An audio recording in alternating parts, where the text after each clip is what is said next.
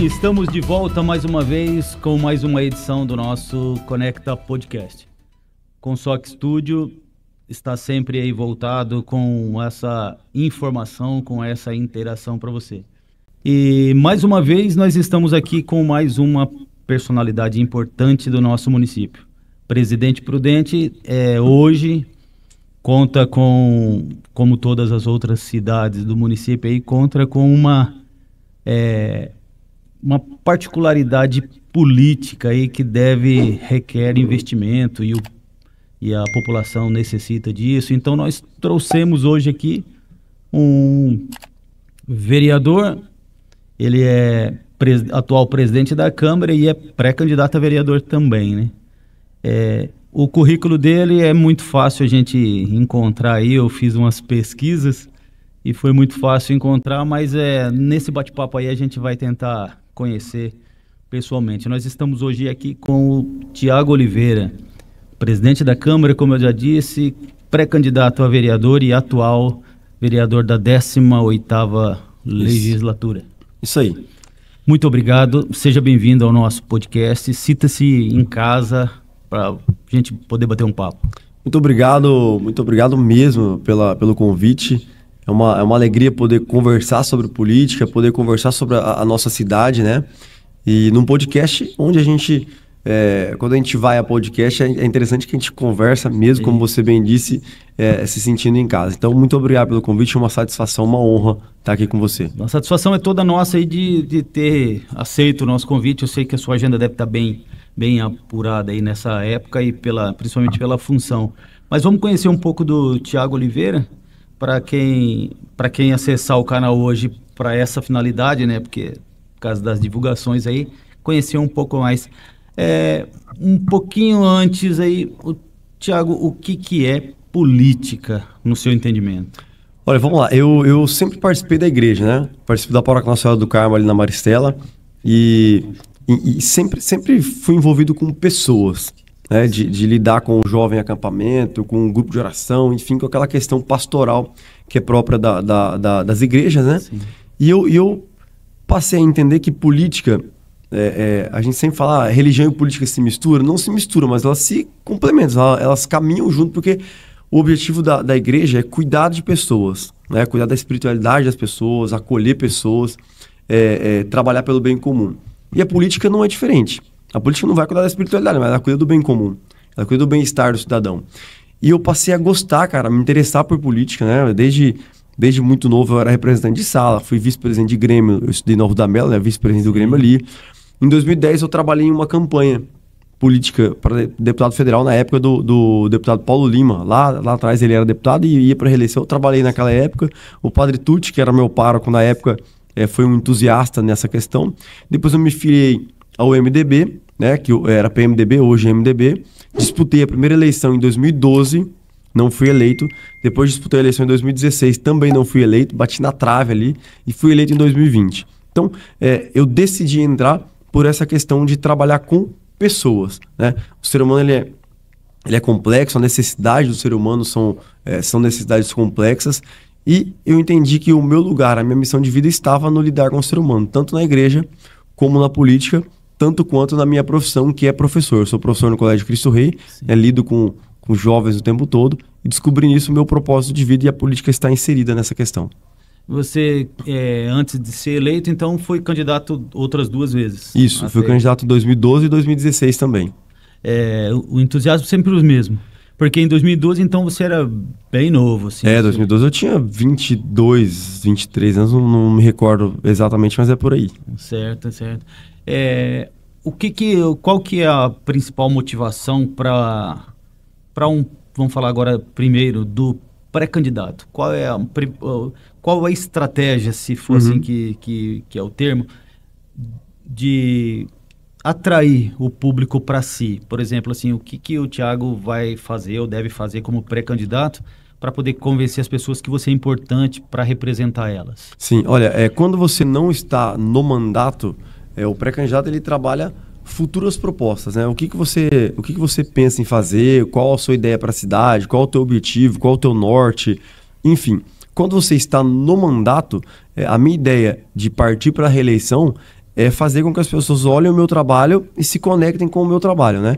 Será que o caminho que eu trilhei nesses 3 anos e meio de vereador e agora presidente da Câmara contribuiu para a cidade, né? Eu acho que quem vai olhar para mim como um pré-candidato e futuro candidato a vereador novamente, a reeleição, vai olhar o meu trabalho e aquilo que eu tenho de vontade para futuro para a cidade, né? Cara, o que me mantém entusiasmado para poder disputar a reeleição, para poder estar na política, é o que eu vejo de possibilidade que a política dá de transformar a vida das pessoas, né? Quando eu não era vereador ainda, e eu olhava de fora, eu achava assim, ó, a política tem como mudar a vida das pessoas. Agora eu sei que tem como mudar, para melhor e para pior. Aí que tá o X da questão. Então, o entusiasmo que me toca é essa possibilidade de mudar a vida das pessoas, porque tudo passa pela Câmara. De um projeto pequeno até o projeto mais robusto.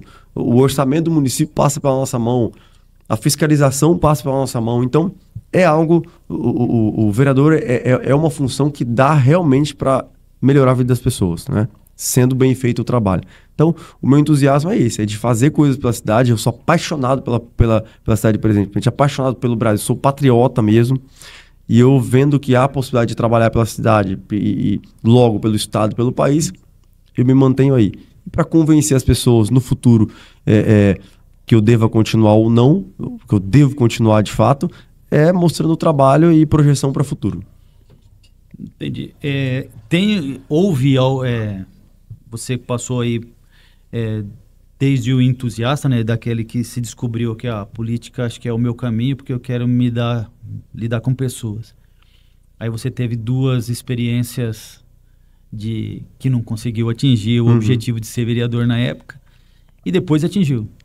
Existe um impacto muito grande de ser pré-candidato e depois, no outro dia, você acordar, agora eu sou vereador? Cara, foi muito louco, porque em 2012, como eu era muito novo, eu não tinha muita noção assim, eu acredito assim, tudo Deus vai encaminhando, né? Sim. A gente tem o livre-arbítrio, mas Deus vai encaminhando ali e a gente vai trilhando. Em 2012 eu não tinha tanta noção, e eu tive apoio do padre, da paróquia, enfim, e acabei não sendo eleito.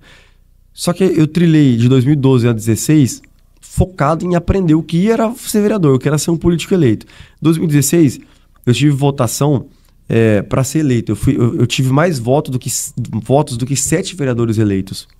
Eu dobrei a minha votação. Coeficiente. Só que o meu partido não atingiu o coeficiente eleitoral. Se fosse nas regras de hoje, eu estaria eleito, né? Então foi assim, eu sofri bastante em 2012, eu não liguei muito, não tinha muita noção.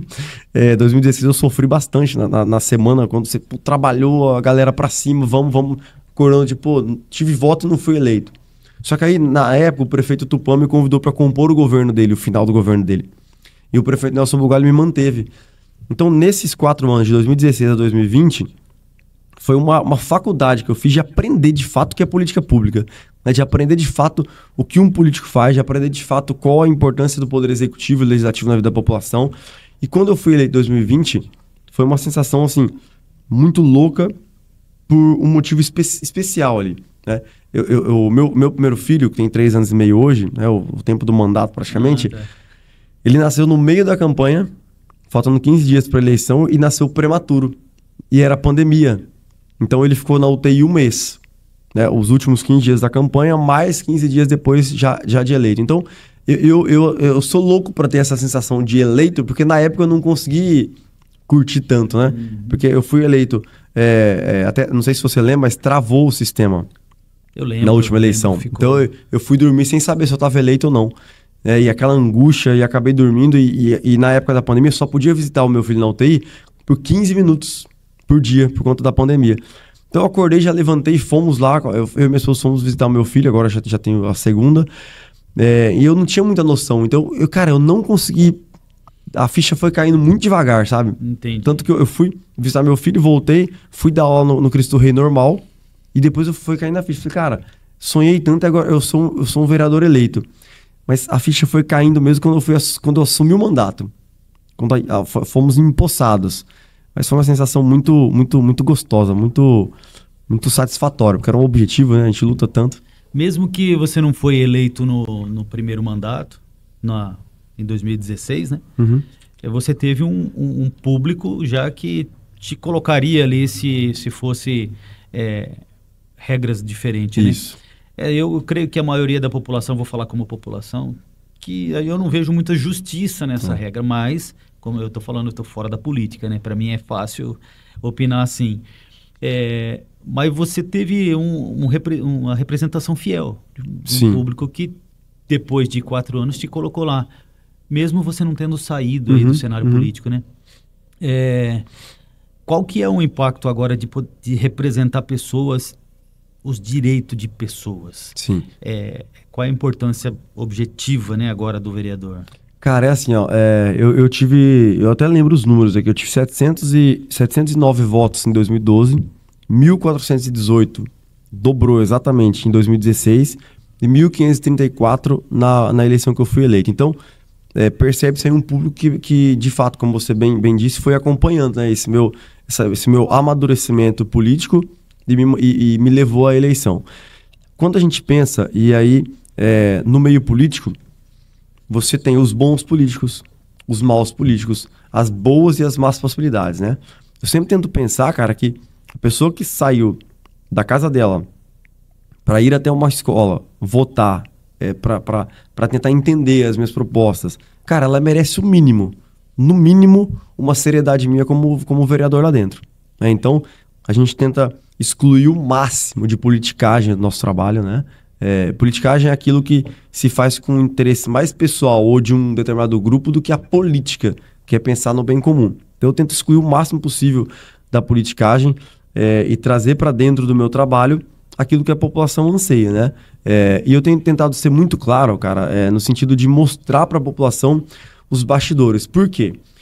Nem tudo que é publicado pela mídia, nem tudo que é falado na internet é o que acontece nos bastidores de fato, né? Então, às vezes, transmite-se uma mensagem para a população de forma mais leviana ou simplista, né? Simplificada, que às vezes as pessoas não conseguem, não por culpa delas, compreender o voto, compreender uma ação do vereador dentro da Câmara, né?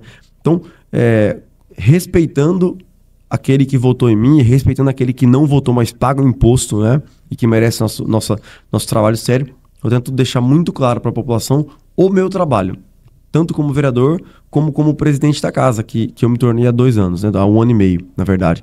Então, a minha relação com o meu público e com o público que me conheceu agora através do mandato é ter essa transparência.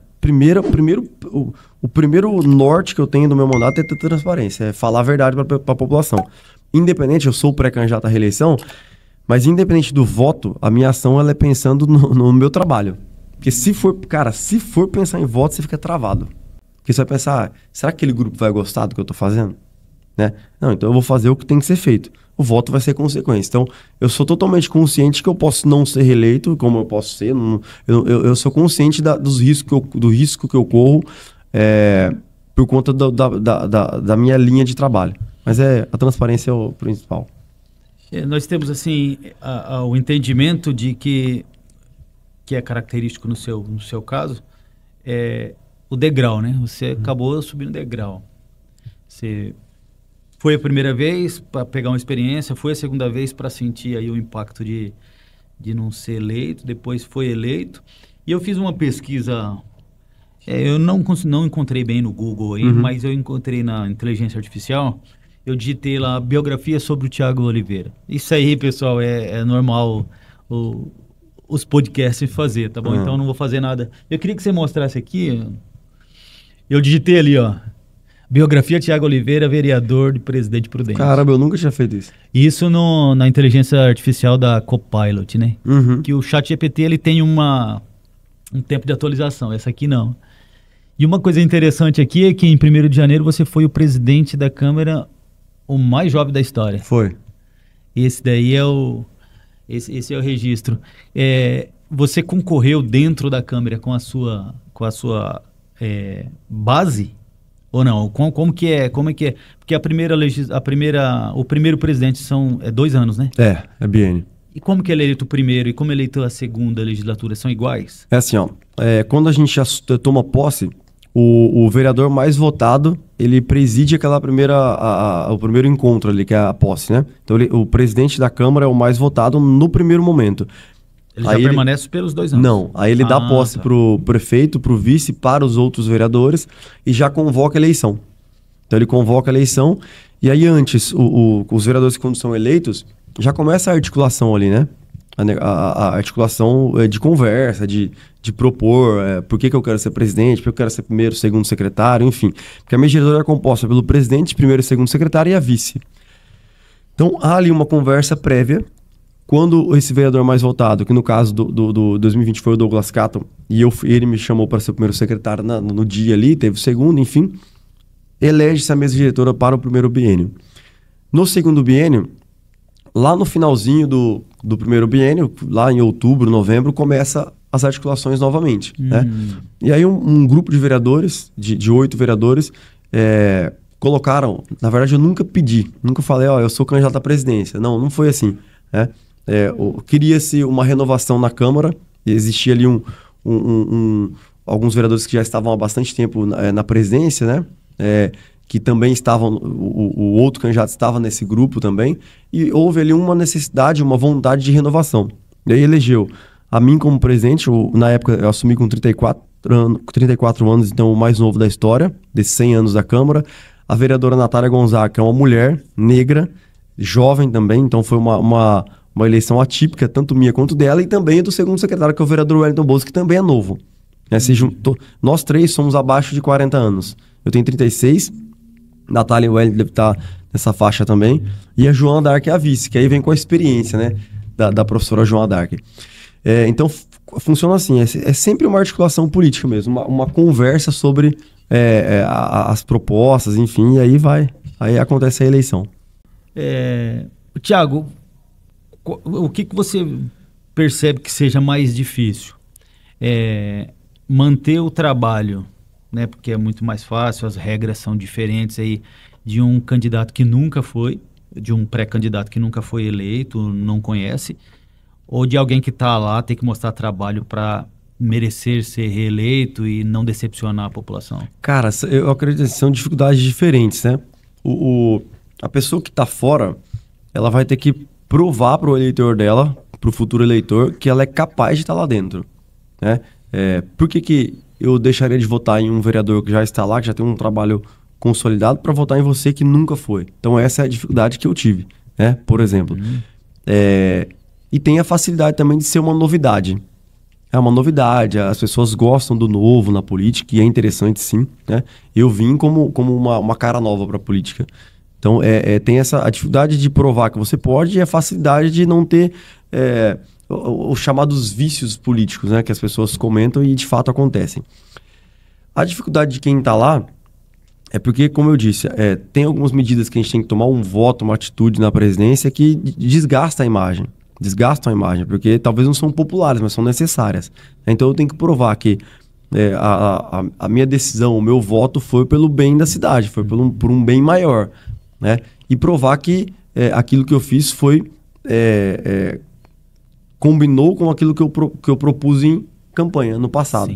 Né? E aí mostrar também que na continuidade do trabalho vai ter gás para poder fazer alguma coisa. Né? Então eu acho que os dois têm dificuldades aí. E tem facilidade também. Por exemplo, no exercício do mandato eu conheci inúmeras pessoas de fora da minha base. Né?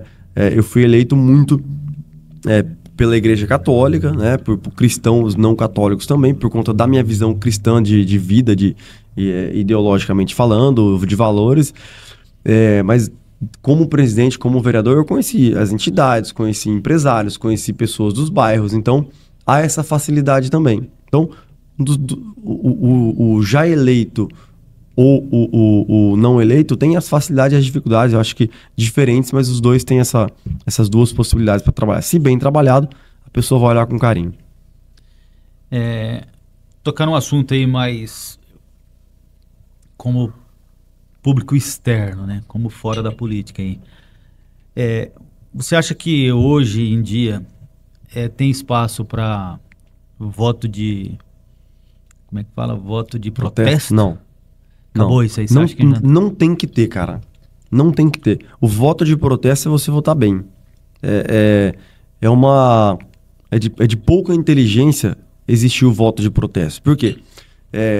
Lá na Câmara, na Lesp, lá na Câmara Federal, no Senado, ou em qualquer lugar que tenha voto de protesto, cara, vão passar coisas tão sérias ali. Será que aquela pessoa pensou que o cargo era tão sério assim, né?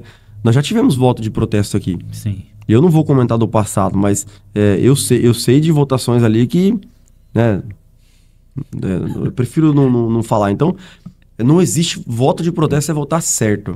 Voto de protesto é não votar no cara que faz politicagem. Voto de protesto é votar no cara que entende do que está falando, entende sobre a atribuição. Voto de protesto é você excluir aquelas pessoas que olham a política simplesmente como um meio de vida. Agora, o voto de protesto para zoar, você está zoando com a tua própria cara. Então, não cabe voto de protesto, pelo amor de Deus.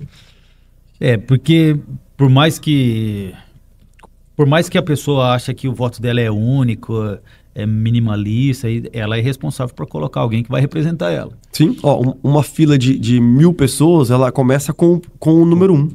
Não vai ter jeito. Entendeu? A outra questão mais, assim, mais difícil de ser compreendida é porque são 13 representantes do povo ali, né? Isso. 13 representantes. Nós percebemos aqui, vou falar do cenário de Presidente Prudente superficialmente ainda, porque é muito fácil, hoje é muito fácil se aprofundar nisso, mas falando de uma maneira superficial, nós verificamos aí que existe um impasse de um grupo e outro para poder, eu não digo se é auxiliar ou bloquear ações do Executivo. Por exemplo, assim, qual é a maior dificuldade que você vê? É depender do Executivo ou saber que o Executivo depende do Legislativo? Cara, existe uma mão dupla muito forte aí. É assim, primeiro vamos deixar bem claro aqui a diferença de poderes, né? As pessoas, infelizmente, no meu primeiro ato como presidente foi instalar a escola do Legislativo, né? A educação legislativa no país é muito forte, aqui não tinha. Então nós instalamos a escola, nós temos o Parlamento Jovem. Na Câmara está tendo formação agora para diversos professores e alunos. Enfim, a gente quer mostrar para a população e informar o que são os 3 poderes e qual a diferença, sobretudo, do Executivo e do Legislativo. Primeiro, o Executivo executa, ele gere o orçamento do município. O vereador, ele fiscaliza, ele aprova projetos, ele faz os requerimentos, enfim. Essa mão dupla que eu acabei de falar é o seguinte: para o Poder Executivo caminhar no sentido de leis, no sentido de abertura de ficha, no sentido de orçamento, precisa do Legislativo. A gente pode travar o Executivo, tá? Exatamente. E o Executivo pode travar o vereador também. Por quê? Já que o vereador não tem o poder da execução, supondo que um munícipe chega para mim e apresenta uma demanda grave no bairro dele, e eu chego para o Executivo, falo, tem uma demanda assim, assim, assado, precisa ser feito. O Executivo fala, não vou fazer, acabou. Não tem o que o vereador fazer. Vai matar o prefeito para fazer? Não tem como. Então, por que a gente fala, e a Constituição prevê, poderes independentes e harmônicos? A gente tem independência, mas a harmonia está nisso. De o prefeito enviar um projeto para a Câmara, enviar um secretário para explicar o projeto para que a gente possa harmonicamente entender e votarmos pelo bem da cidade, sempre pensando no bem do município. E o contrário também, né? O Poder Executivo olhar a demanda que o vereador leva e entender que não é do vereador, é da população que levou para o vereador. E aí vai e executa, né? Na Câmara de Prudente, aqui eu falo como presidente e organizador da pauta, nós não travamos o Executivo. Não travamos, cara. Eu afirmo com toda a verdade e tranquilidade possível. Nós nunca travamos o Poder Executivo quando chega um projeto importante para a cidade. O que a gente faz em alguns momentos, em alguns projetos, eu cito aqui um exemplo do projeto que era para liberar ou não a possibilidade de um empréstimo de 90 milhões, que ficou bem evidente uma época, é segurar para termos explicações, certo? Então nós fizemos reunião pública, nós recebemos secretários e por aí vai. Agora, travar por travar, jamais, na minha gestão como presidente, não vai ter. E eu posso, podem me cobrar. né? Porque, por exemplo, chega lá Mas não tem a maioria simples ou a... Não, é assim, ó, é que a pauta é organizada pelo presidente. É uma atribuição da presidência. Entendi. Então, por exemplo, eu posso mandar para plenário ou não, segurar na minha gavetinha ali. Entendi. Entendeu? Se eu mando para plenário, aí sim, é votação, o plenário sempre é soberano. Sempre é soberano. Entendeu? Então, vamos supor, a votação dos 90 milhões. Foi unânime, votaram não. Eu nem precisei votar, o presidente só vota em caso de empate, né? Então, o travamento de pauta, que se fala muito a nível federal, estadual e municipal, é não colocar para pauta. Agora, quando chega no plenário, já não está travado. Aí vai ter que ser a votação dos vereadores, entendeu? Não sei se eu consegui ser claro aqui. Não, entendi. O travamento é não subir para plenário. Entendi. E não existe isso na nossa Câmara. E é um direito do presidente. Ou é uma opção que o presidente tem. É a organização a minha principal atribuição é ordenar despesas da Câmara. Então, eu administro a verba que vem da Prefeitura para a Câmara. E organização de pauta. O que é organização de pauta? É você pautar os projetos que são dos vereadores, os projetos que vêm do Poder Executivo. É claro que na nossa Câmara, como ela é muito enxuta, né, nós podemos ser 21 vereadores, temos 13, eu tenho um diálogo muito próximo dos vereadores. Então, eu nunca tomo uma decisão sozinho. Vamos pautar, vamos fazer. Não, nunca. Eu sempre converso com as comissões, né? As comissões permanentes que são compostas por 9 vereadores, a maioria da casa está nas comissões. Então, eu tenho um diálogo muito aberto. Isso, falando do ex-presidente que me antecedeu, também tinha um diálogo muito aberto com os vereadores no sentido de pauta, tá? Então, nossa Câmara não tem muito essa questão de travar, do presidente ser um imperador ali, não. Eu não sou, o antigo não foi. Não tem essa questão não, tá? Então, normalmente a coisa vai para plenário e é decidida em plenário e o plenário é sempre soberano, né? Tanto que, na hierarquia da casa, o plenário é o principal, né? Nós temos o organograma, o plenário é o principal. Depois vem a mesa diretora com o presidente, né? Então, a gente tenta ser o mais democrático possível em tudo ali. E você acha que tem esse mesmo reciprocidade de lá, do Executivo? Tem. É assim, ó, nós temos um problema na cidade de gestão mesmo, né? O prefeito Ed Thomas é uma pessoa muito do bem, gosto muito dele, mas teve problema de liderança na gestão, né? Teve problema na organização da gestão municipal, tanto na parte financeira quanto na parte de zeladoria pública. Zeladoria pública, nós somos dela, nós somos de Mato Alto, nós ficamos muito tempo com a cidade escura, nós temos buracos, nós temos uma questão de zeladoria de fato. Então, existe esse problema, né? Então, não é que o executivo fica travando o vereador porque quer. Pode acontecer? Pode. O vereador votou não, vamos dar uma segurada nas demandas dele. Pode acontecer. Não sejamos inocentes a esse ponto, né? Mas eu não acho que tenha tanto, tá? Embora tenha em alguns pontuais momentos ali. Mas eu acho que o atual momento da cidade, ele tem um desgaste mais do Poder Executivo do que do poder Legislativo e mais do Poder Executivo do que a relação entre os poderes. É mais interno o negócio ali, tá? Infelizmente, a gente tem que reconhecer isso, resguardadas todas as questões pessoais, que comigo é muito boa com o prefeito, com os secretários, enfim, mas a questão política e de trabalho, a Câmara ficou distante do Poder Executivo, por conta dessas demandas que eram demoradas para atender ou não eram atendidas, por falta mesmo de possibilidades financeiras e de gestão ali. Nós tivemos duas, vamos dizer assim, nesses últimos 3 anos ainda, né? Quase 4 já, nós tivemos duas polêmicas, vamos dizer assim, que foram mais pontuais. Eu digo isso porque a pessoa lá do bairro, que votou no Thiago, votou em qualquer um, ela está pensando primeiramente no bem-estar próprio. Isso é natural. Eu preciso de alguém que me represente. E então existe assuntos de seriedade extremas, vamos dizer, como você está falando, a questão de pautas, de milhões, que de repente não chega com tanta força para a base dos eleitores. Mas existem coisas que se refletem muito fácil. Por exemplo, eu creio que deve ter sido no começo do seu mandato como presidente, a reforma da Câmara. Isso foi meio polêmico, né? Mas a cidade está escura, a cidade está cheia de buraco e estão pensando em reformar a Câmara. como presidente ali, como você falou, nunca travei nada e foi uma conversa bem ampla, Sim. né? Como que você conseguiu administrar esse assunto com a população ou pensando ali no seu eleitorado ou coisa desse tipo aí?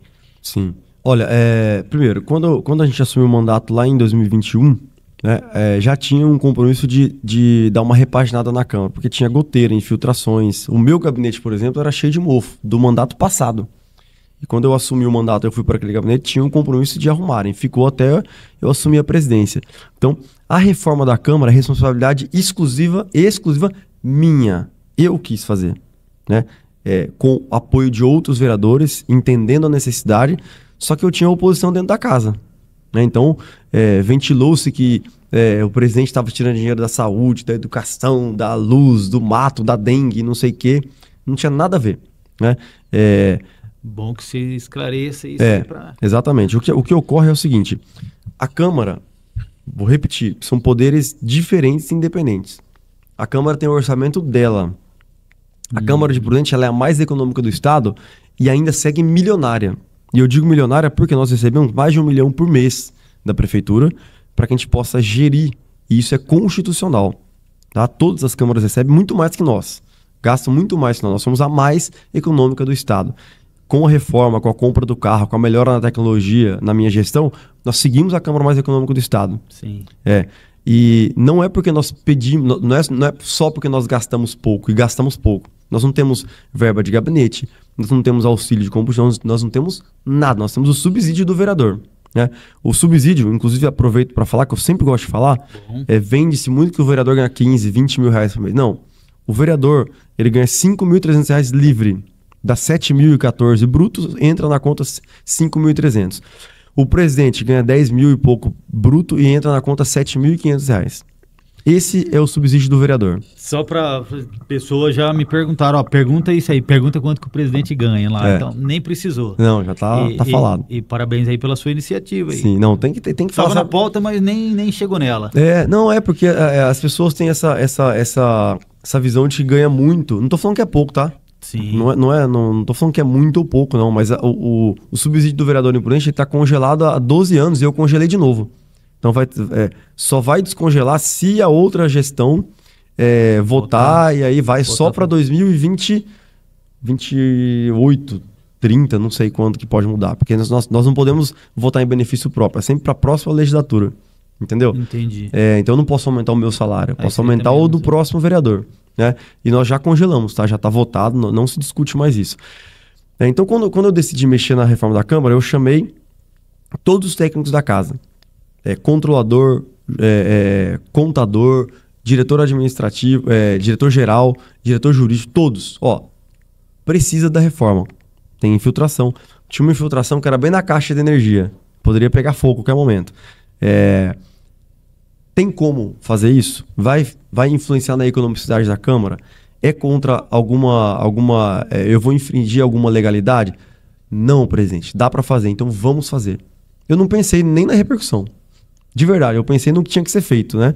Como eu disse agora há pouco em conversa anterior, se eu for ficar pensando sempre no voto, eu não faço nada, porque eu sempre vou fazer aquilo que agrada a todo mundo. E não tem como, cara. Né? Então eu não me arrependo de ter iniciada a reforma, inclusive está acabando, a Câmara não tem mais goteira, não tem mais infiltração, né? E o prédio é antigo pra caramba. Foi difícil conseguir recuperar alguns lugares ali. Biblioteca, tudo. Foi biblioteca, foi Secretaria de Saúde, foi Prudenco, enfim. E a minha função como presidente é zelar pelo patrimônio público também, que é responsável, que está sob o guarda-chuva da Câmara, né? Então, se eu não fizesse, se explodisse, é a responsabilidade do presidente, não é dos 13. Entendeu? Que quando você vira presidente, eu continuo com a imunidade parlamentar, de voto e fala. Mas eu não tenho imunidade como presidente, zero. É o meu CPF. As contas da Câmara é no meu CPF, eu assino como pessoa física. Então é muita responsabilidade. E eu não ia me ferrar fazendo uma coisa ilegal ou gastando mais do que... Não tiramos dinheiro da educação, da saúde, nada. Nós utilizamos o nosso orçamento sem pedir um aditivo para a prefeitura.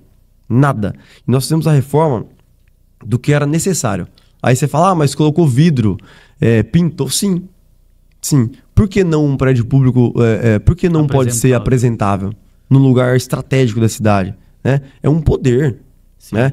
E eu não estou fazendo nada para mim. Eu quero andar de carrão, eu quero ter... Não, não é isso. Eu só quero que ali tenha um trabalho eficiente e que seja bom para quem trabalha e para quem vem, para o município que vem até a Câmara, né? Então fizemos a reforma assim, não mudou nada do orçamento da Câmara, não mudou, não tiramos dinheiro de nada, inclusive com tudo aquilo que a gente fez no ano passado, nós devolvemos mais de 1.600.000 para a prefeitura. Porque quando você vai... o ano passado a gente pediu 13.800.000 para o ano todo, né?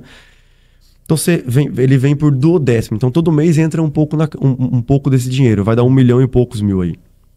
A gente paga os salários, pagamos todos os contratos. O que sobra, a gente investe e a gente vai devolvendo para a prefeitura. Né? Então ano passado nós fizemos, acho que 4 devoluções ao longo do ano. Né? Que totalizaram 1.600.000 e poucos mil reais. Então, mesmo com tudo que a gente fez no ano passado, a gente devolveu uma boa grana para a prefeitura. Por que isso é tão pouco divulgado para a população? Na verdade, o que gera notícia é coisa ruim. A coisa boa é difícil. Embora o ano passado a gente teve uma boa manifestação da mídia, das TVs, até faço aqui um meia-culpa não, uma divulgação positiva, né? A mídia divulgou bem o jornal impresso, as redes sociais, elas divulgaram bem essa devolução, né?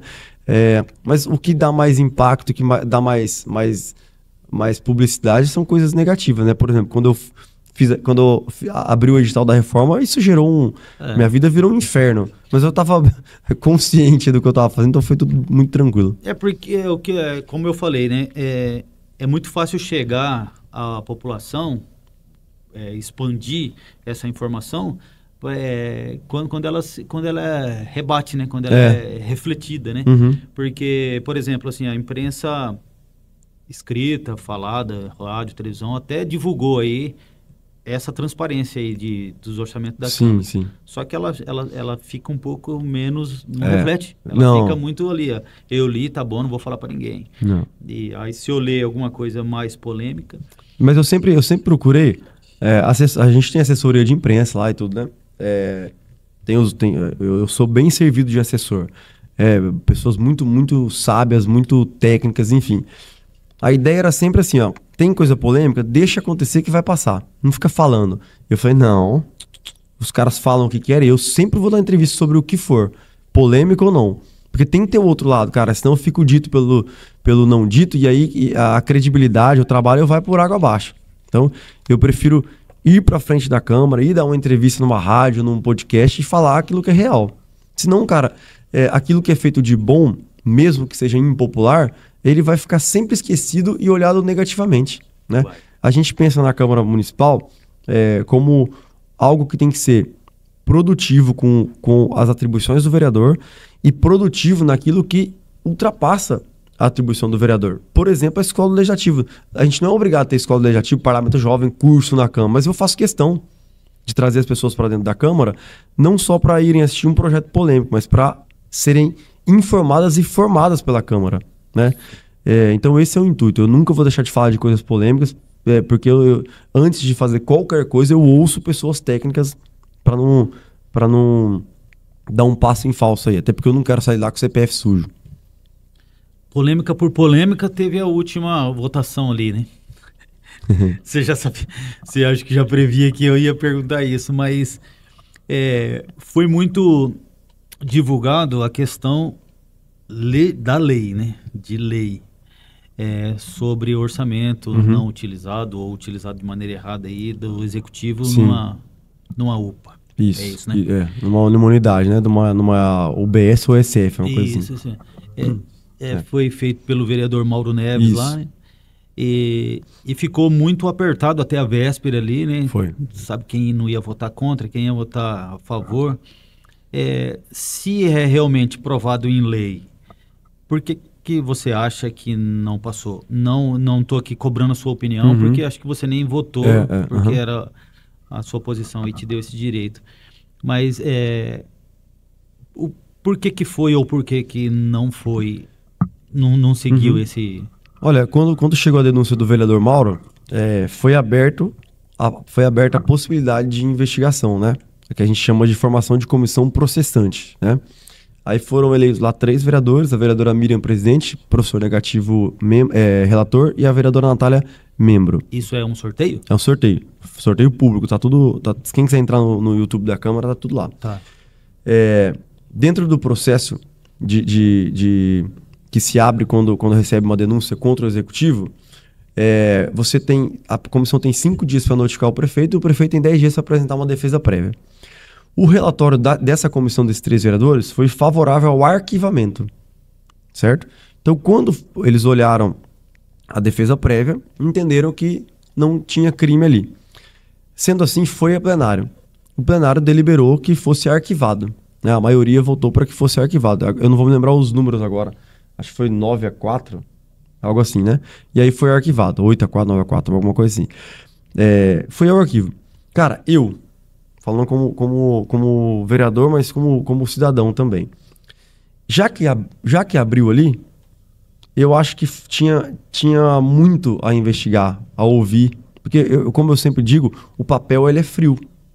Então, eu acho que tinha possibilidade maior de poder ou caçar o prefeito com várias provas robustas, com depoimento, com tudo, com verificação em loco, ou absolver com maior firmeza e certeza. Então, talvez poderia, sim, ter mantido a comissão aberta, e aqui eu falo assim, é sempre um trauma ter uma comissão processante aberta. Claro, ninguém quer caçar ninguém, não é isso. Mas se houver crime, problema é de quem cometeu o crime, né? A gente trabalha... E se não houve... A absolvição tranquilo, absolvição com tranquilidade absoluta, né? Exatamente. Então, quando se fala em arquivamento ou não desse tipo de questão, já que abriu, talvez pudesse seguir um pouco mais aí, uma coisa mais aquecida no sentido de maiores informações. Mas enfim, o plenário é soberano, a comissão tem o direito dela e o plenário foi soberano em arquivar, eu não tenho nem o que falar sobre isso. Entendi. Que dá a impressão para a gente que a questão de consciência é muito maior do que a política, né? Por exemplo, assim, a pessoa vai ter que pesar ali o que foi política e o que é consciência, né? Mas isso, no final das contas, vai acabar pro eleitor aí analisar. Isso. Tiago, eu sei que seu tempo é curto aqui, a gente gostaria de saber muito mais sobre a política aí, mas já deu uma explanada. Mas quem foi o Tiago adolescente, a família do Tiago? Na minha família nunca teve político eleito, não tinha nada, nunca teve isso. Eu sou filho do Célio e da Cleusa, meu pai é caminhoneiro, minha mãe já teve bar, já teve sorveteria, já teve loja no centro, agora ela tá tranquila em casa. Sou o mais velho de 3 filhos, né? Uma família sempre muito simples, mas sem necessidades extremas, mas muito simples. Só você político? Só eu político. Só eu político. E assim, cara, a minha vida está desde muito novo, pré-adolescente, ligada à igreja.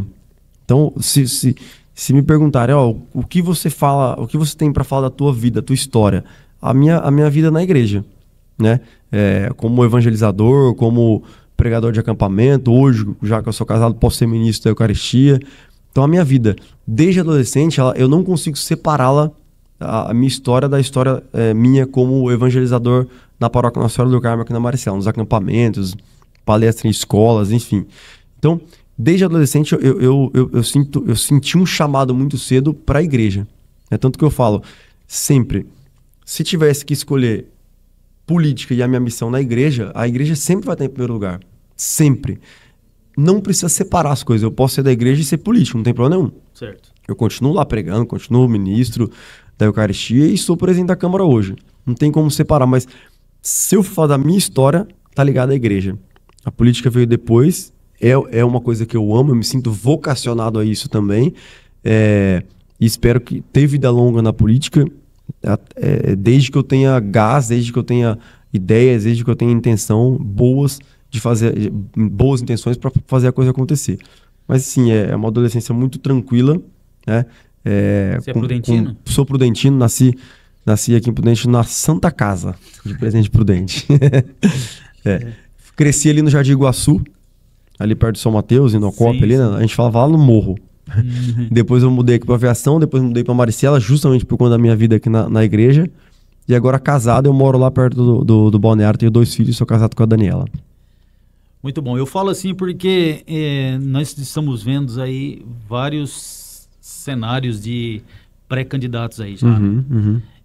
E muitos eles querem explorar essa questão família primeiro ou questão pós-vida para poder convencer, né? Sim. E de repente não tem nenhum trabalho efetivo público ou se tem, fez para isso.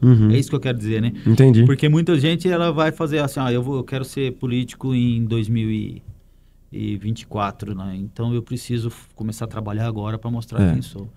E então, por exemplo, a infância, uma vida, ela vai marcar muito mais do que um cenário, né? Sim.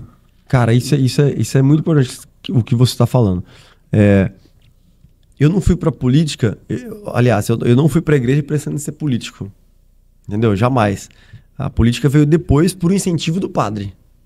Por incentivo do padre na época, porque eu sempre gostei e a gente conversava muito, enfim.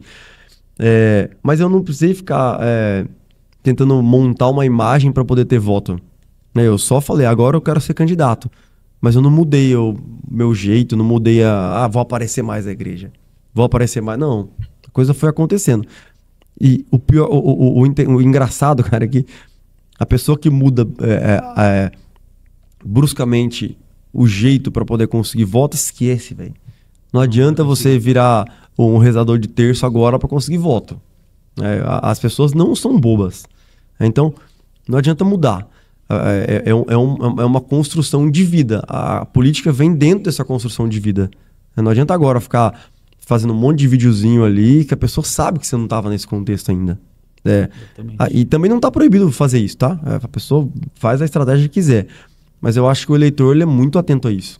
Não adianta mudar de postura agora para conseguir voto no dia 6 de outubro, não sei quando vai ser a eleição. Eu estava assistindo um podcast que você participou, você falou que a política tem as suas estratégias para dar certo, né?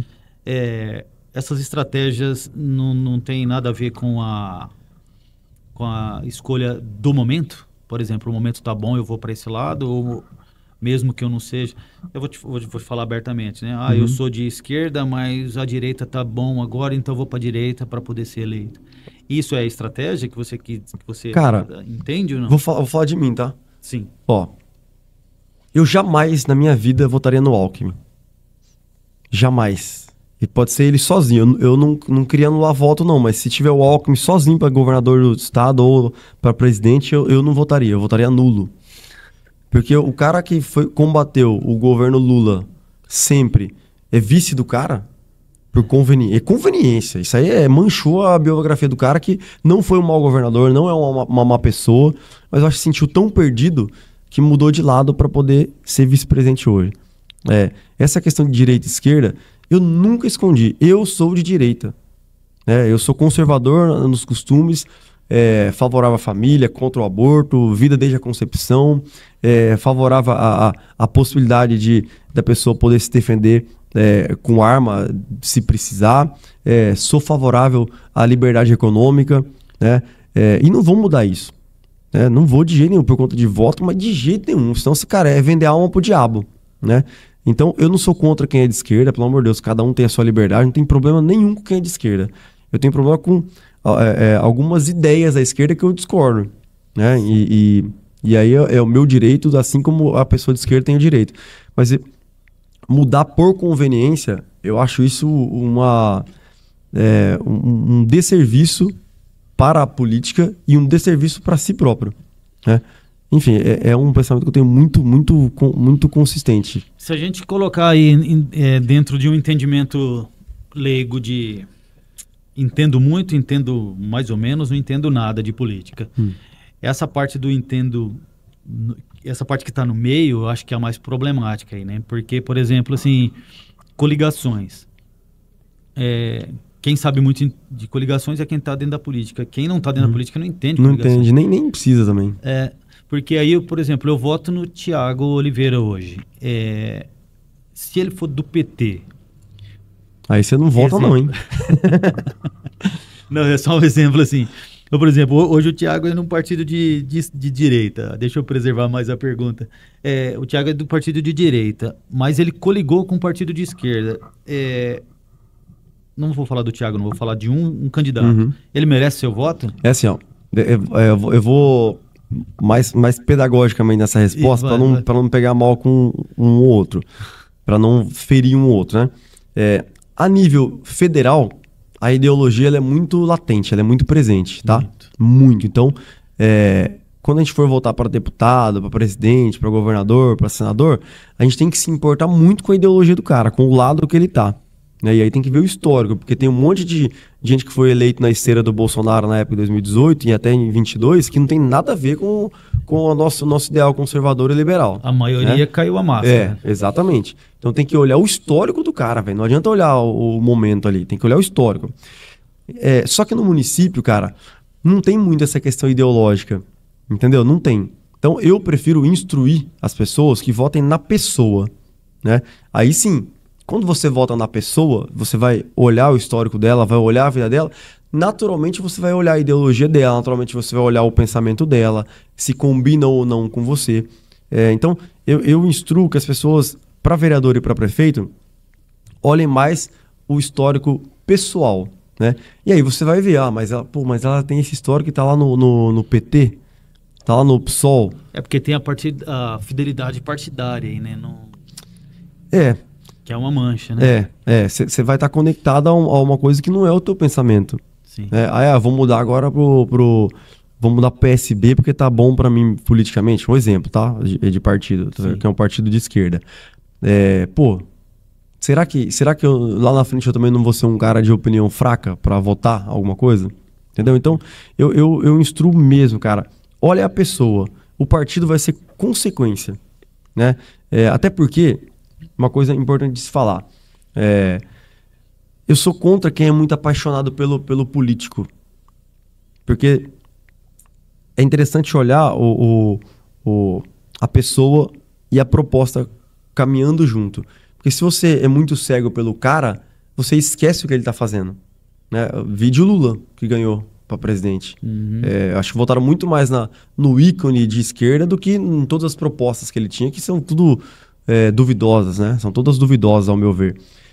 Então, eu acho que, primeiro, não pode se apaixonar nem pelo mito e nem pelo pai dos pobres. Tem que entender pragmaticamente o que um candidato vai fazer pelo país, qual a ideia dele, vai desenvolver o país, vai ajudar a população a ter uma vida mais satisfatória ou não. E a nível municipal, repito, olha a pessoa. O partido é a consequência, né? Porque se você ficar olhando muito o partido... Às vezes a pessoa é tão boa que você esqueceu de olhar para ela. Só que se você olhar para ela, você vai entender por que ela tá naquele partido. Ou não. E aí você vai até poder dar um toque. Pô, você tem um pensamento tão de direita, por que você tá de esquerda? Exatamente. Ou o contrário também. Né? E porque também, se uma pessoa tiver já uma convicção não sei se é ideológica, mas tiver uma convicção conservadora, vamos dizer, ela não vai pro outro lado ou vice-versa. Não né? vai, cara. Ela vai, tipo assim, eu prefiro perder, mas manter minha ética, meu caráter. Então, esse realmente é uma das dificuldades do eleitorado geral se favorecer, né? Você acha agora, vamos já para poder entender o que é sobre politicagem, né? Você acha que está tendo muita politicagem nessa questão do Rio Grande do Sul? Ou você acha que realmente fake news é fake news, ou estão escondendo fake news? Porque cara, nessa questão da tragédia lá, é até um perigo falar, porque é um momento tão sensível, mas existe sim politicagem, existem pessoas que utilizam isso para elevar a própria imagem. Existe, cara. Infelizmente o ser humano... Tem gente roubando lá. Tem gente roubando. Então, você vai duvidar de que existam pessoas fazendo politicagem, fazendo propaganda da sua própria imagem? Né? Então, sim, tem. Existe politicagem, existe más intenções. A gente tem visto aí, cara, e até dessa tragédia toda é uma parte que a gente vê esperança no ser humano, o tanto de voluntário que tá lá, né? O tanto de pessoas que estão doando a vida por quem está lá, né? Famosas ou anônimas. Então, eu acho que a gente tem que conseguir olhar um lado positivo. Eu sei que é difícil olhar o lado positivo nesse momento, mas o ser humano ainda é possível de se acreditar nele, né? Eu tenho um pouco de birra de quem fala assim, eu prefiro o animal do que o ser humano. Pô, mas é nós que somos imagem e semelhança de Deus. Tem que acreditar no ser humano até o fim. Senão foi em vão a morte de Jesus na cruz, né? Jesus morreu pelo ser humano, né? Então, essa tragédia ali, a gente tem que entender que o ser humano ainda é possível de se acreditar e que sim, existe politicagem, porque tem ser humano bom e tem ser humano mau também, né? Mas sim, existe politicagem lá no meio. Tiago, agora nós sabemos aí do cenário delicado que Prudente sofre na política, principalmente, e hoje também aproveitando e dar um abraço aí para todos os garis. Hoje, ou foi ontem, ou foi hoje, porque hoje é o dia da gravação, tá, pessoal? Esse episódio tá indo aí no ar na terça-feira, mas nós gravamos aí na última quinta. E hoje, quinta-feira, dia 16, é o dia do gari. Então, que bacana. Hoje já vai um abraço para todos. Ontem foi o dia da assistente social também, que foi muito legal. Também. E os garis, um abraço a todos aí. Um abraço a todos. E aproveitando isso aí, a gente tá vendo um cenário meio delicado aí na questão da zeladoria, né? Eu acho que deve ser aí o carro-chefe de muitos pré-candidatos, principalmente ao executivo. Sem dúvida. Eles vão se apegar nisso aí. O executivo teve responsabilidade direta nisso mesmo? Total. Cara, é assim, ó. Eu vou dar um exemplo de casa mesmo. A gente que é casado, que tem a nossa casa ali. Cara, a gente tem que zelar por ela, pra ela ficar limpa, pra ela ficar organizada. Senão, os filhos não vão fazer, porque o meu filho tem os pequenos, né? Meu filho um tem 3, a outra tem 1. Então, quem é responsável pela zeladoria da casa? Eu e minha esposa. Quem é responsável e foi eleito pra isso? O Poder Executivo, o prefeito, né? Então, ali, teve uma... Para não ser muito áspero, teve uma má gestão da questão da zeladoria pública, né? Que quem faz a zeladoria pública é a Prudenco, só que quem é responsável é a prefeitura. Então, ali é uma corresponsabilidade. E deixou acumular muito, cara. Eu acho que faltou uma organização melhor das equipes, uma fala melhor entre as secretarias, porque se você precisa de alguma coisa de zeladoria pública, nós temos 3 possibilidades. Ou liga na SOSP, que é a Secretaria de Obras, ou na CEMOB, ou no Meio Ambiente. Então, eu acho que ficou muito fragmentado essa questão da zeladoria, né? Se eu fosse prefeito, eu concentraria em uma secretaria só, né? Que fosse a Secretaria de Obras, por que não? Ela tem a massa asfáltica, ela pode ter os tratores, ela tem o contrato com... Provavelmente, não posso afirmar, mas provavelmente o maior contrato com a Prudenco. Enfim, eu acho que faltou um pouco de organização inicial, agora acumulou, cara. Esquece que, e sendo pragmático e sincero, esquece que esse ano não vai melhorar a zeladoria pública. Pode amenizar, mas deixar a cidade limpa, como já foi no passado, que era considerada uma das mais limpas do país, ainda tá? Pra gente ver como são algumas cidades de outros estados, sobretudo. Mas do jeito que e nós estamos mal acostumados no bom sentido e devemos continuar mal acostumados nesse sentido, uma cidade limpa, pô, é o mínimo, né? Então eu não vejo com bons olhos essa questão da zeladoria, com todo respeito ao Poder Executivo, aos secretários, mas a gente tem que ser sincero com a população. Defasou-se muito e terão muita dificuldade para reorganizar a cidade com relação à zeladoria pública. Também entendemos aí que não é o único fator, a gente tem outras necessidades aí, né? Sim. Nós estamos vivendo, isso me convém também falar, nós estamos vivendo na região mais segura do estado de São Paulo. De repente é a cidade mais segura aí. Você teve no evento aí do BAEP. Do 8º BAEP lá, né? Você ouviu muito disso e presenciou isso aí. Então nós temos uma polícia muito equipada. E uma das defasagens mais recentes aí foi a perca de algumas vagas aí da atividade delegada. Isso. O legislativo tem como interferir nessa questão? Os vereadores podem aí usar essa bandeira aí para poder ter o retorno disso, o retorno das atividades delegadas para poder apresentar essa questão de segurança para a população? Na verdade, a gente fez alguns requerimentos. Eu tenho um requerimento de minha autoria relacionado a isso, porque ficou uma época sem pagar, né? Demorou um pouco, diminuiu bastante, enfim. A gente não tem influência direta na decisão. O que a gente pode é fazer os requerimentos, como eu fiz, outros vereadores fizeram também. E, cara, eu sou totalmente favorável à atividade delegada. Porque você tem um policial ali fardado, armado, numa unidade de saúde, numa praça da juventude, na própria prefeitura, cara, isso muda a questão da segurança. Muda. Você pode ter ali vigia, você pode ter... Tendo um policial, e eu faço aqui um elogio a vocês da polícia, eu sou fã da polícia, no dia do 8º BAEP ali, cara, eu fiquei emocionado, porque... E eu falei isso lá. Toda criança tem aquela fantasia de estar perto de um policial, de entrar ali, de colocar a farda. É uma coisa muito louca. E eu tava ali falando pro...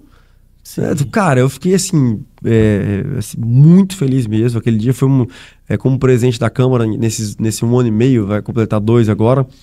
Foi um dos momentos mais emocionantes que eu tive. De poder homenagear a polícia, de poder homenagear o BAEP. Então sim, eu sou favorável total a que se invista de fato na atividade delegada em mais lugares, mais locais públicos, mais aparelhos públicos, para que a gente possa ter ainda mais segurança, né? Rodoviária. Cara, ali tinha que ter... Eu não sei, você vai saber melhor que eu. Fica 1 ou 2, eu não sei. Hoje a rodoviária está completa, o efetivo. Acho que é o único que está completo e o quadrilátero ali, né? Que é os motociclistas ali, né? Eu acho os outros estão... Quando tá um pouco fracionado, tá um pouco... Então, eu sei que a prefeitura passa por dificuldade financeira, tá? Nós temos uma prefeitura com uma folha muito, muito robusta, né? Se você pegar a folha da prefeitura, por lei não pode atingir 54% do orçamento do município. E não atinge, porque se atingir o prefeito vai ser cassado. Não precisa nem da Câmara para fazer isso. A Câmara só chancela. Então fica sempre segurando. Só que, vamos lá. Vamos colocar que hoje esteja em 50%. Eu não sei exatamente hoje, tá? Preciso me atualizar disso. Mas aí você tem a Prudenco. Você tem o CIOP. Cara, se você pegar os 50% mais a Prudenco e o CIOP, que são necessárias, a Prudenco é uma companhia necessária para a cidade, são pessoas seríssimas que trabalham lá dentro, sobretudo as pessoas da ponta, o gari, o coletor, o pedreiro, enfim, são pessoas fundamentais para a estrutura da cidade. O CIOP, da mesma forma, é fundamental para a estrutura da cidade. Só que é folha de pagamento, cara. É folha. Não adianta a gente tentar enganar a população. É folha, porque você faz o repasse para o Prudenco, não é para pagar folha. Você faz o repasse para o CIOP para pagar folha. Então, se você for pegar, você tem 70% aí do orçamento do município, que é de 1 bilhão e 100 milhões, para pagar folha de pagamento ao longo do ano. Então, a prefeitura sofre com isso, né? Então tem que rever, não sei, fazer uma reforma administrativa. Isso aí, o próximo prefeito vai ter que ter muito cuidado com isso e muita responsabilidade com uma reforma administrativa no contexto de prefeitura, né? Reforma lembra que eu falei para você que são as secretarias que cuidam da zeladoria? Sim. Tem que rever isso, né? Uma reforma administrativa passa, inclusive, por reorganizar as secretarias. É necessário. Prudente é uma cidade grande com um pensamento pequeno. Então nós temos que ter uma cidade grande com um pensamento de cidade maior ainda. Senão não cresce, né? Então o próximo prefeito vai ter que ter um cuidado com uma reforma administrativa e uma reforma nas atribuições das secretarias para organizar a cidade, né? Isso influencia, por exemplo, na atividade delegada, porque aí não sobra dinheiro. Então essa daí já fica a dica aí para poder um estudo de escolha, da escolha certa aí. Porque Prioridades, né? Prioridades, responsabilidade nossa aí. Para finalizar, a última pergunta que eu queria perguntar, que é uma coisa de interesse municipal aí, são as assistências sociais, né? Os grupos de assistência social, de ajuda assistenciais. Também houve muita reclamação aí de que está sendo menosprezados aí pelo setor público aí. A Câmara, ela interfere, ela pode auxiliar nessa questão? Sim, com relação à assistência social, nós temos algumas prioridades em uma gestão pública, ao meu ver, tá?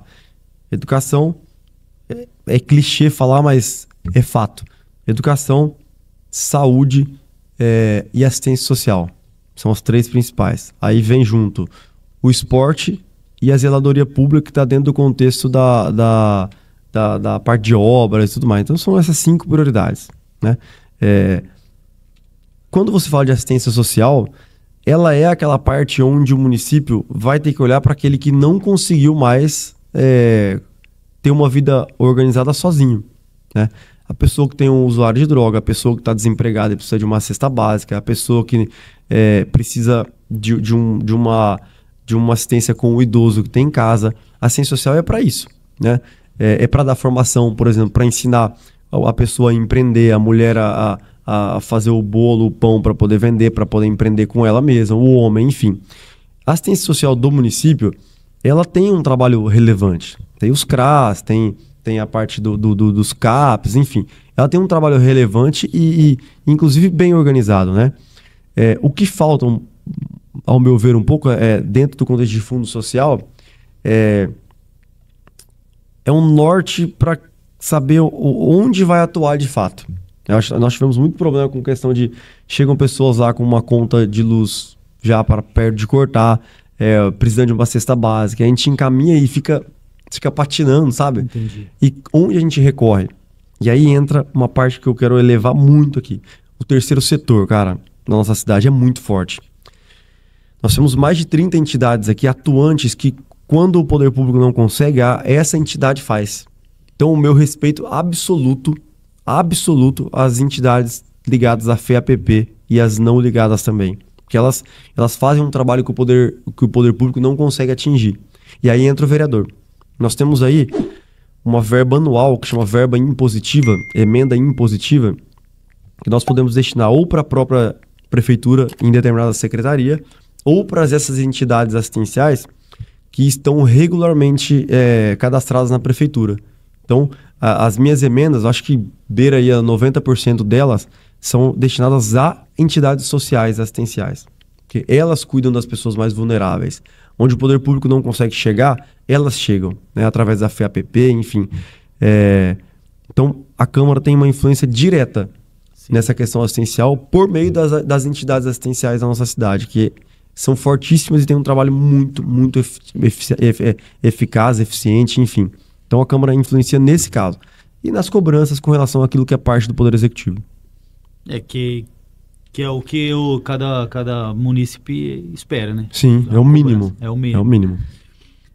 Tiago, para finalizar, assim, eu creio que você disse praticamente tudo aí do seu trabalho sendo executado e das suas propostas, mas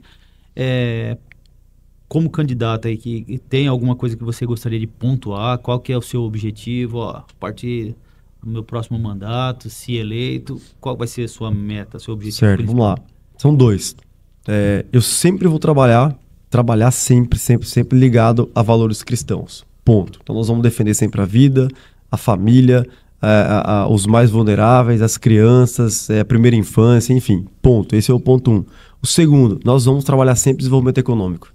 Sempre. Eu milito na área do empreendedorismo, na geração de emprego e renda, porque assim que eu assumi o mandato, eu já detectei que só vai desenvolver as outras áreas, saúde, educação, assistência social, se desenvolver a cidade economicamente. Né? Mas como desenvolve a cidade economicamente? Gerando tributo, não tem segredo. Né? E como que gera tributo? Dando possibilidade de quem empreende de empreender. Né? Quem faz a coisa acontecer, e aí eu afirmo com todas as letras possíveis, não é o poder público que faz a cidade crescer. É a iniciativa privada. Porque, por exemplo, se eu tenho uma empresa próspera, eu contrato. Ela ficou mais próspera ainda, eu contrato mais ainda. E quando eu contrato, essa pessoa contratada vai comprar mais, vai gastar mais, vai ter uma vida melhor, vai depender menos do poder público. Né? Então, podem ter certeza que nesses 2 caminhos, quem estiver comigo vai me ter trabalhando nesses 2 quesitos. Valores cristãos e busca para o desenvolvimento econômico. Cara, eu sou um apaixonado pela cidade, então eu quero ver Prudente, assim como é Maringá, assim como é Londrina, assim como é Rio Preto, assim como é Sorocaba. Só que a gente tem que parar de ficar olhando só para o lado, né?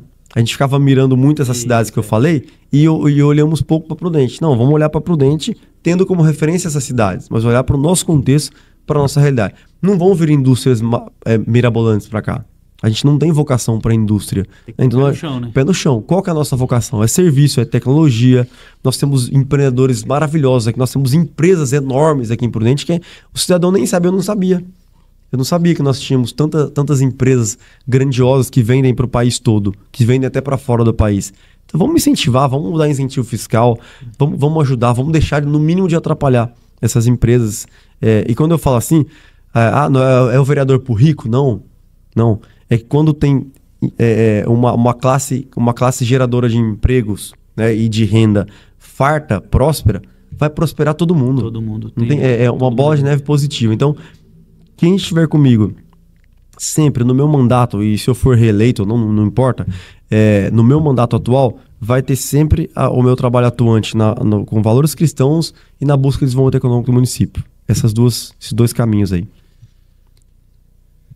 Se reeleito, quando reeleito, daqui 5 anos vai ser vereador de novo ou pensa o sonho é maior? Não, o sonho é maior. Isso eu não escondo, né? Eu não sei se o meu trabalho de vereador sempre vai ser bem feito eu já falei isso 2 vezes, vou falar pela terceira. A minha atuação vai ser sempre pensando na atuação do momento, né? O que eu preciso fazer como minha atribuição. Não vou ficar pensando em voto, porque o pensar em voto atrapalha o trabalho. Eu garanto isso. Eu garanto isso como um cara eleito precisa de voto. Mas sim, eu penso futuramente talvez seguir no caminho do poder legislativo, tentar aí uma vaga na Alesp como deputado estadual. Pretendo sim.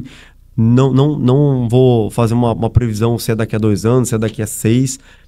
Não tenho pressa para isso, tá? Se eu tivesse tido pressa, talvez eu teria feito muita coisa que não combinaria comigo. Então eu tenho muita tranquilidade, eu tenho 36 anos.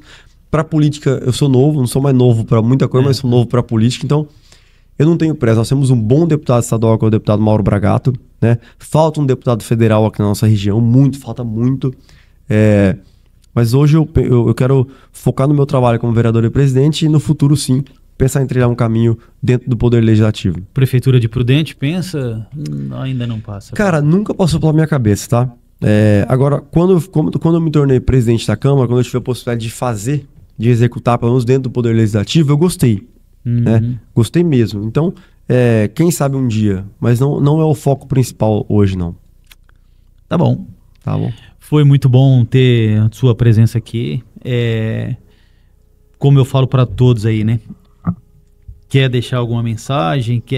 Eu gostaria, né? Nós gostaríamos de olhar na câmera Sim. ali e falar direto com o seu público ou com as pessoas que estavam indecisas e que de repente agora perdem essa indecisão.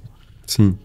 Bom, primeiro agradecer a oportunidade de estar com você, o Camandré, de poder conversar tão abertamente, com perguntas tão boas, né? Eu comentei aqui que você faz umas perguntas pontuais muito boas, muito, muito sereno, como é o militar.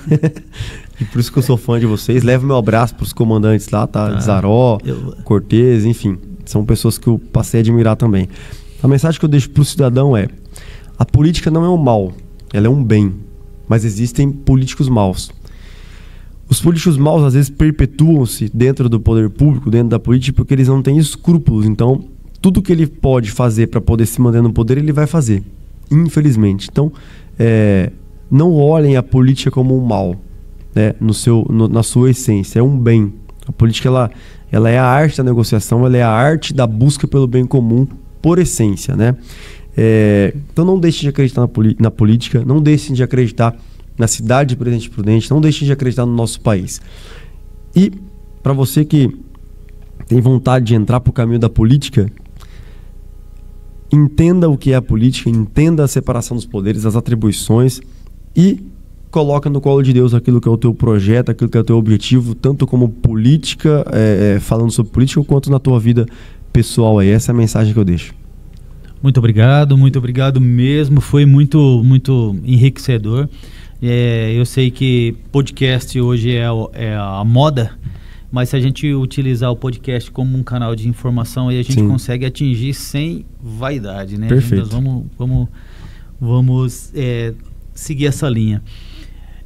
Nós estamos aqui então, apresentamos aí. Se você assistiu até agora avançando, coloca desde o começo aí, vai pro Spotify agora, vai estar lá também, ouça o que o Thiago Oliveira, atual presidente da Câmara, vereador da 18ª legislatura e pré-candidato à próxima aí, o que ele falou com a gente aqui.